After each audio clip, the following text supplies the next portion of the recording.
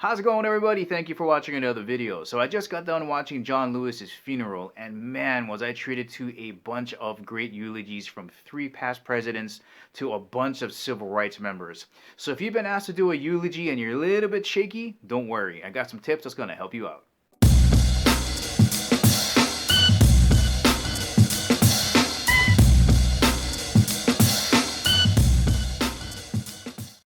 Delivered 2 eulogies so far in my short amount of time on this planet. One for my dad, who I miss very much, and also my older brother.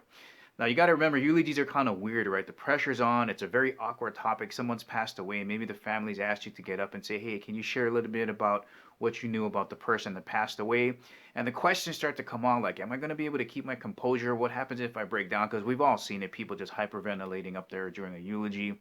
What do I say? How long do I talk to? All of these questions can be swirling in your mind, but I promise you, if you stick to these 3 things, you're going to be fine. The first thing you're going to do is stick to a basic speech format, and that's an introduction, 3 points to support that introduction, and a conclusion. If you start breaking down up there, don't worry, you're either going to be in the introduction, your 3 points, or the conclusion. So just remember, stick to the format.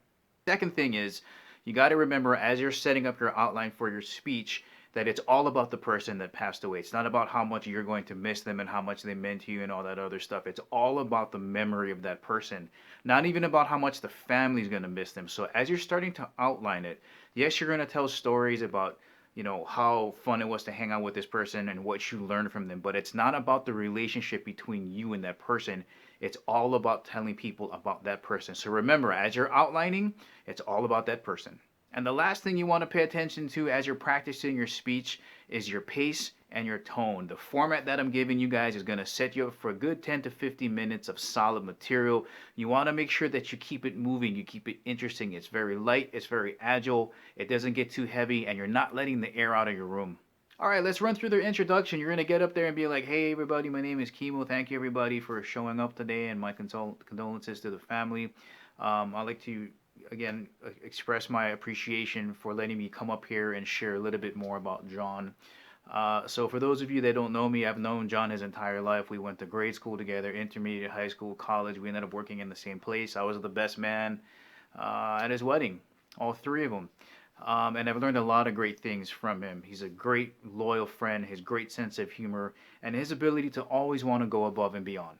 All right, so those are your 3 points. All you got to do is find whatever stories you want to connect them to those 3 points, and you're going to be set. And the great thing about this is nobody's going to know these stories better than you, so you don't need a script. You're just going to go 1, 2, 3, then conclude it. Be like, "Hey, I'd like to thank everybody again for giving me the chance to stand up here and tell you a little bit more about John. Thank you for coming." And that's all you got to do. Now remember, guys, you can use whatever 3 points you want. Just remember that you have to connect them into the introduction. If you miss that step, it's not going to be as coherent. It's not going to flow as well. And remember, there's a lot of people that use Bible verses that I'm no good at. So if you want to swing in a little bit of a Bible verse and entwine it with one of your stories, that's a good idea too. And of course, guys, the last recommendation is practice, practice, practice, because every time you run through that speech, you might discover something new, and it's going to get that much smoother. And I told myself when I was practicing for my dad's funeral that there's plenty of time to break down and cry before and after, but not during the eulogy. For that brief 10 to 15 minutes, I was going to deliver the best speech I could in his honor. Guys, that's the ending of the video. Hope you enjoyed it. If you liked it, please give it the thumbs up. If you have subscribed to Kimo 365, please do. Remember, I'll catch you guys. Laters.